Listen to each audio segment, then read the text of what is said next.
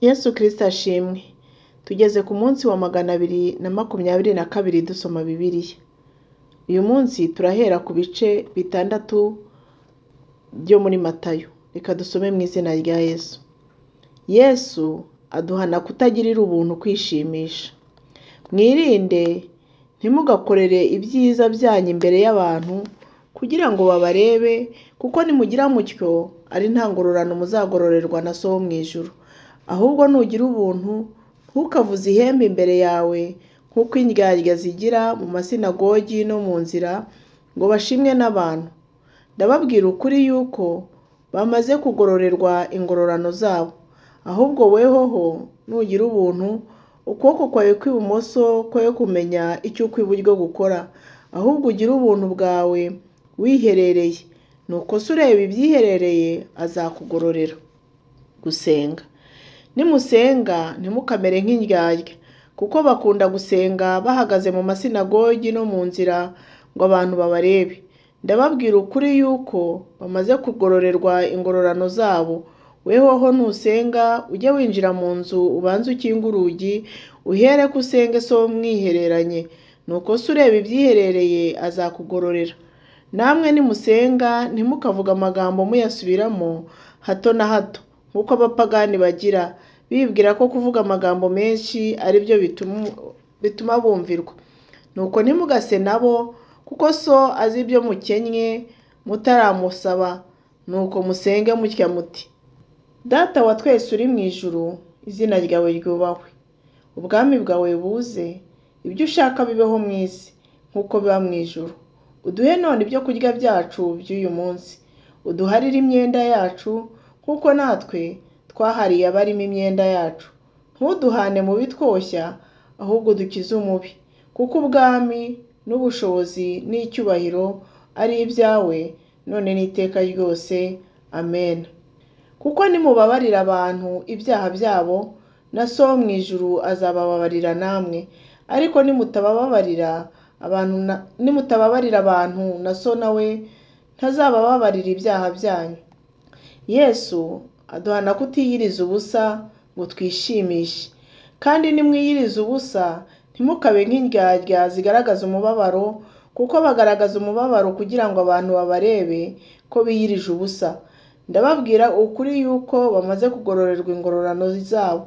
Ariko weho niwiyiriza ubusa, wisiga amavuta mu mutwe, wiyuhagire mu maso, kugira ngo abantu batamenya ko wiyirije ubusa, keretse So uri ahiherereye, kandi se ureba ibyiherereye azakugororera. Ntimukibikire ubutunzi mu isi, aho inyenzi n'ingese ziburya, kandi abajura bacukura bakabwiba. Ahubwo mwibikire ubutunzi mu ijuru, aho inyenzi n'ingese zitaburya, n'abajura ntibacukure ngo babwibe, kuko aho ubutunzi bwawe buri ariho n'umutima wawe uzaba.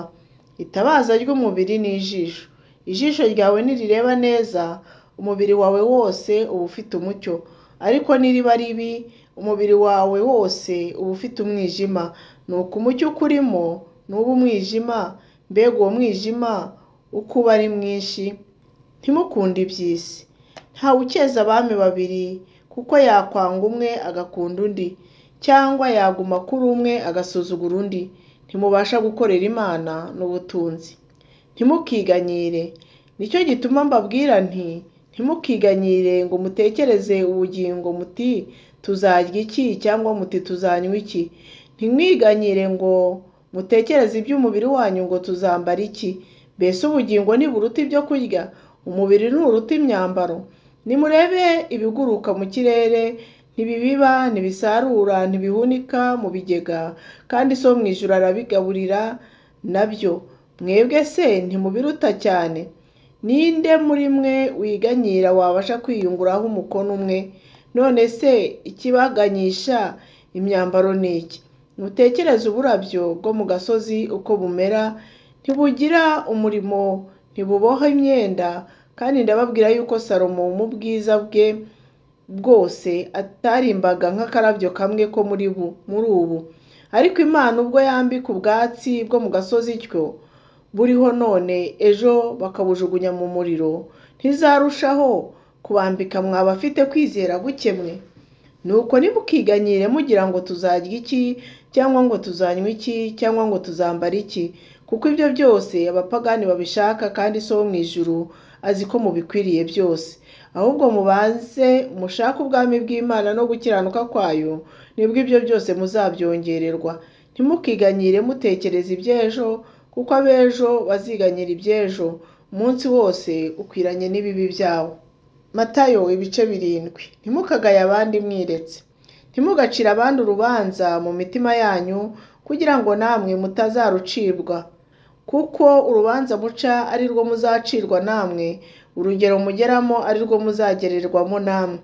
Ni iki gituma ubona agatotsi kari mu jisho rya mwene so, ariko ntiwite ku mugogo uri mu jisho ryawe? Cyangwa wabasha ute kubwira mwene so uti, henga ngo utokore agatotsi mu jisho ryawe, kandi ugifite umugogo mu jisho ryawe? Wandyarya we, banza wikuremo umugogo uri mu ryawe jisho, kuko aribwo wabona uko utokora agatotsi mu jisho rya mwene so. Ibyejejwe by'Imana ntimukabihe imbwa, kandi n'imaragarita zanyu ntimukazita imbere y'ingurube, kugira ngo ziribata maze zikabahindukirana zikabarya. Musabe muzahabwa, mushake muzabona, mukomange ku rugi muzakingurirwa.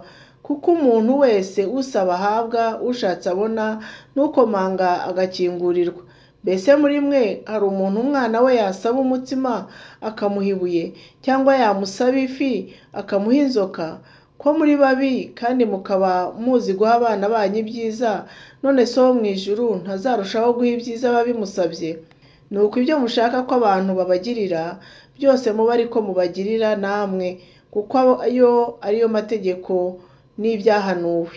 Irembo rifunganye. Munyure mu irembo rifunganye, kuko irembo ari rigari n'inzira ijyana abantu kurimbuka ari nini, kandi abayinyuramo ni benshi. Ariko irembo rifunganye n'inzira ijya mu bugingo iraruhije, kandi abayinyuramo ni bake. Mwirinde abahanuzi b'ibinyoma baza aho muri basa nk'intama, ariko imbere ari amasega aryana. Muzabamenyera ku mbuto zawo. Mbese hari abasoroma imizabibu ku mugenge, cyangwa imbuto z'umutini ku gitovu? Nuko igiti cyose cyera imbuto nziza, ariko igiti kibi cyera imbuto mbi. Igiti cyiza ntikibasha kwera imbuto mbi, kandi n'igiti kibi ntikibasha kwera imbuto nziza. Igiti cyose kitera imbuto nziza kiracibwa kikajugunywa mu muriro. Nuko muzabamenyera ku mbuto zabo. Umuntu wese umbwira ati, Mwami, Mwami, si we uzinjira mu bwami bwo mu ijuru, keretse ukora ibyo Data wo mu ijuru ashaka. Benshi bazambaza kuri uwo munsi bati, Mwami, Mwami, ntitwahanuraga mu izina ryawe, ntitwirukanaga abadayimoni mu izina ryawe, ntitwakoraga ibitangaza byinshi mu izina ryawe? Nibwo nzaberurira nti, sinigeze kubamenya, nimwumve imbere mwa nkozi z'ibibi mwe. Inzu yo ku rutare n'iyo ku musenyi. Nuko umuntu wese wumva ayo magambo yanjye akayakomeza, azaba nk'umunyabwenge wubatse inzu ye ku rutare. Imvura iragwa, imivu iratemba, umuyaga urahuha, byose byikubita kuri iyo nzu, ntiyagwa, kuko yari ishinzwe ku rutare. Kandi umuntu wese wumva ayo magambo yanjye ntayakomeze, azaba ari nk'umupfapfa wubatse inzu ye ku musenyi. Imvura iragwa, imivu iratemba, umuyaga urahuha, byose byikubita kuri iyo nzu, iragwa, kandi kugwa kwayo kwabaye kunini. Yesu amaze kuvuga ayo magambo yose, ba bantu batangazwa no kwigisha kwe, kuko yabigishaga nk'ufite ubutware, ntase n'abanditsi babo. Matayo ibice 8. Yesu akiza umubembe. Amanutse kuri uwo musozi, abantu benshi baramukurikira. Maze haza umubembe aramwegera, aramupfukamira, aramubwira ati, Mwami, washaka wabasha kunkiza. Arambura ukuboko amukoraho ati, ndabishaka, kira. Uwo mwanya ibibembe bye birakira. Yesu aramubwira ati, wirinde, ntugire uwo ubwira, ahubwo genda wiyereke umutambyi, uture n'ituro Mose yategetse, ribabera ikimenyetso cyo kubahamiriza. Akiza umugaragu w'umutware w'abasirikare. Ageze i Kaperinawumu, haza umutware utwara umutwe w'abasirikare, aramwinginga ati, Mwami, umugaragu wanjye aryamye mu nzu, yararemaye, arababaye cyane. Aramubwira ati, ndaza mukize. Umutware w'abasirikare aramusubiza ati, Mwami, ntibinkwiriye yuko winjira mu nzu yanjye, ahubwo tegeka gusa umugaragu wanjye arakira, kuko nanjye ndi umuntu utwarwa n'abandi, mfite abasirikare ntwara. Iyo mbwiye umwe nti genda aragenda, nabwira undi nti ngwino akaza, nabwira umugaragu wanjye nti kora iki akagikora. Yesu abyumvise aratangara, abwira abamukurikiye ati ndababwira ukuri yuko ntabwo nari nabona kwizera kungana gutya habe no mu Bisiraheli. Ndababwira yuko benshi bazaturuka iburasirazuba n'iburengerazuba bakicarana na Aburahamu na Isaka na Yakobo mu bwami bwo mu ijuru, ariko abana bo muri burya bwami bazirukanirwa mu mwijima hanze, ariho bazaririra bakahekenyera amenyo. Yesu abwira uwo mutware ati nuko genda bikubera nk'uko wizeye. Umugaragu we akira uwo mwanya. Yesu ajya mu nzu ya Petero, abona nyirabukwe aryamye arwaye ubuganga, amukora ku kuboko, ubuganga bumuvamo, arabyuka aramugaburira. Nimugoroba bamuzanira abantu benshi batewe n'abadayimoni, yurukanisha abadayimoni itegeko gusa, akiza abari barwaye bose, kugira ngo ibyavuzwe n'umuhanuzi Yesaya bisohore ngo ubwe niwe watwaraga ubumuga bwacu akikorera n'indwara zacu. Gukurikira Yesu ntibyoroshye, kandi Yesu abonye abantu benshi bamugose, ategeka ko bambuka bakajya hakurya. Umwe mu banditsi araza aramubwira ati mwigisha, ndagukurikira aho ujya hose. Yesu aramubwira ati ingunzu zifite imyobo n'ibiguruka mu kirere bifite ibyari, ariko umwana w'umuntu ntafite aho kurambika umusaya. Undi wo mu bigishwa be aramubwira ati databuja, banza undeke ngende mpambe data. Yesu aramubwira ati nkurikira, reka abapfuye bihambire abapfuye babo. Aturisha inyanja, yikira mu bwato, abigishwa be bajyana nawe. Umuyaga uba mwinshi mu nyanja, ubwato bwabo burengerwa n'umuraba wisuka muri bwo, ariko we yari asinziriye. Baraza baramukangura bati databuja, dukize turapfuye. Arababaza ati ni iki kibateye ubwoba, mwaba afite kwizera gukemwe? Maze arabyuka acyaha umuyaga n'inyanja, biratuza rwose. Abantu baratangara bati uyu ni muntu ki, umuyaga n'inyanja nabyo biramwumvira? Akiza abantu bafite abadayimoni. Amaze gufata hakurya mu gihugu cy'Abagadaleni, ahura n'abantu babiri batewe n'abadayimoni bava mu mva. Bari abasazi cyane, bituma ari ntawe atinyuka kunyura muri iyo nzira. Barataka cyane bati duhuriye he, mwana w'Imana? Mbese uje hano kutwica urupfu rw'agashinyaguro igihe cyacu kitaragera? Hirya yabo hari umugana w'ingurube nyinshi zirisha. Abadayimoni bazibonye baramwinginga bati ntutwirukane utwohereze muri uriya mugana w'ingurube. Baramubwira bati nutwirukana utwohereze muri uriya mugana w'ingurube. Arabasubiza ati nimugende. Bavamo baragenda bajya muri izo ngurube. Umugana wose wirukira mu gacuri, zisuka mu nyanja zipfira mu mazi. Abungeri bazo barahunga, binjiye mu mudugudu, bavuga ibyo babonye byose n'iby'abari batewe n'abadayimoni. Abo muri uwo mudugudu bose bajya gusanganira Yesu, bamubonye baramwinginga ngo ave mu gihugu cyabo. Matayo ibice 9. Akiza ikirema gihetswe na 4, amaze kukibabarira ibyaha, yikira mu bwato arambuka agera mu mudugudu w'iwabo. Bamuzanira ikirema kiryamye mu ngobyi. Nuko Yesu abonye kwizera kwabo, abwira icyo kirema ati mwana wanjye, humura, ibyaha byawe urabibabariwe. Abanditsi bamwe baribwira bati uyu arigereranije, ariko Yesu amenya ibyo bibwira, arababaza ati ni iki kibateye kwibwira ibidatunganye mu mitima yanyu? Icyoroshye ni ikihe? Ni ukuvuga nti ibyaha byawe urabibabariwe, cyangwa n'ibyuko ugende? Ariko mumenye yuko umwana w'umuntu afite ubutware mu isi bwo kubabarira abantu ibyaha. Kuko nuko abwira icyo kirema ati byuka wikorere ingobyi yawe utahe. Arabyuka aragenda arataha. Abantu babibonye baratangara, bahimbaza Imana yahaye abantu ubutware bungana butyo. Ahamagara Matayo. Yesu avayo, akigenda abona umuntu witwaga Matayo yicaye aho yakoresherezaga ikoro. Aramubwira ati nkurikira. Arahaguruka aramukurikira. Hanyuma ubwo Yesu yari yicaye mu nzu bafungura, haza abakoresha b'ikoro benshi n'abanyabyaha basangira na Yesu n'abigishwa be. Abafarisayo babibonye babaza abigishwa be bati, ni iki gitumye umwigisha wanyu asangira n'abakoresha b'ikoro n'abanyabyaha? Abyumvise arababwira ati, abazima si bo bifuza umuvuzi keretse abarwayi. Ariko nimugende mwige uko iri jambo risobanurwa ngo, icyo nkunda ni imbabazi si ibitambo.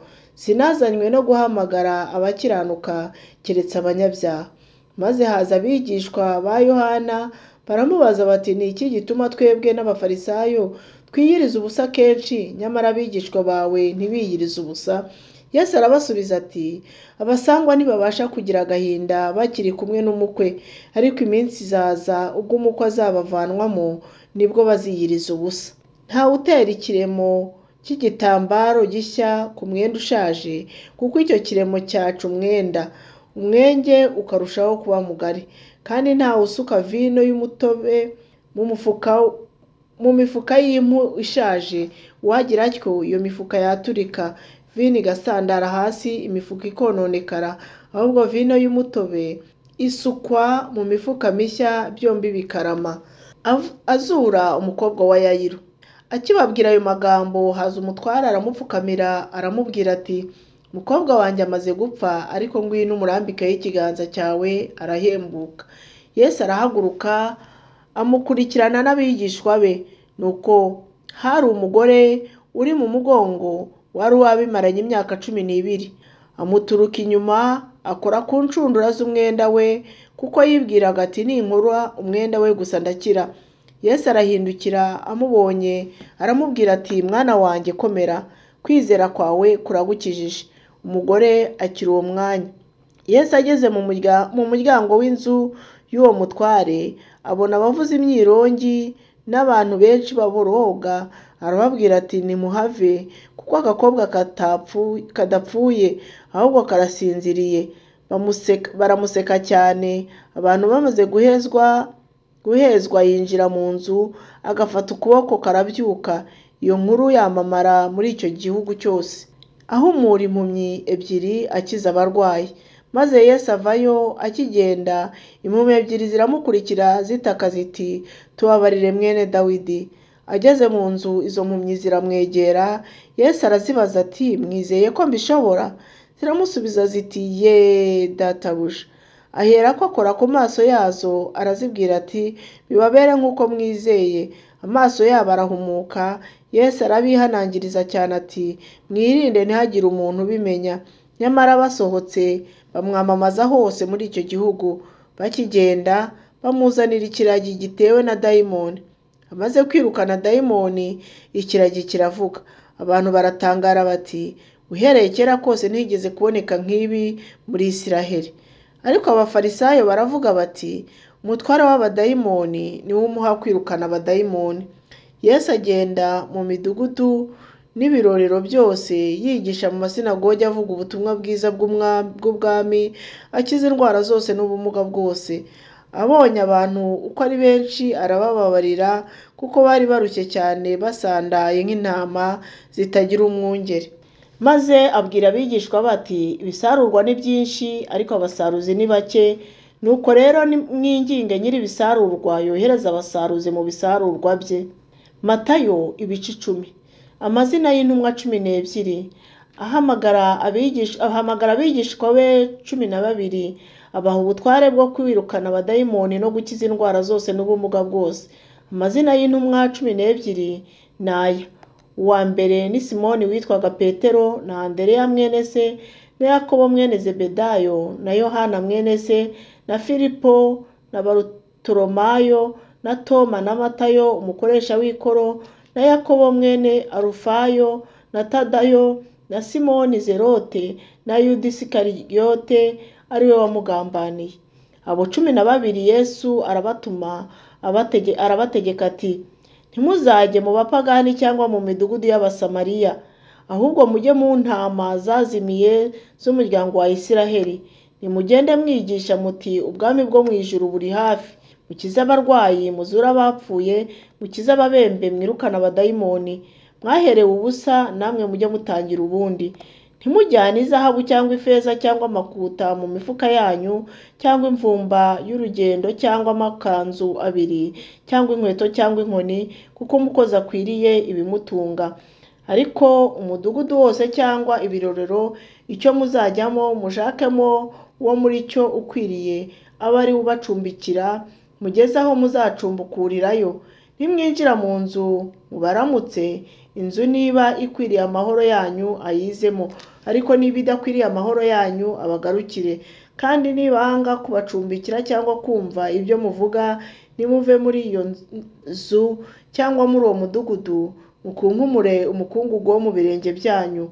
Ndababwira ukuri yuko ku munsi w'amateka igihugu cy'i Sodomu n'i Gomora kizahanwa igihano cyakwihanganirwa kuruta icy'uwo mudugudu, uburyo intumwa zizarenganywa. Dore mbatumye muri nk'intama hagati y'amasega, nuko mugire ubwenge nk'inzoka, kandi muzabe nk'inuma mutagira amahugu. Ariko mwirinde abantu, kuko bazabagambanira mu nkiko, kandi bazabakubitira mu masinagogi.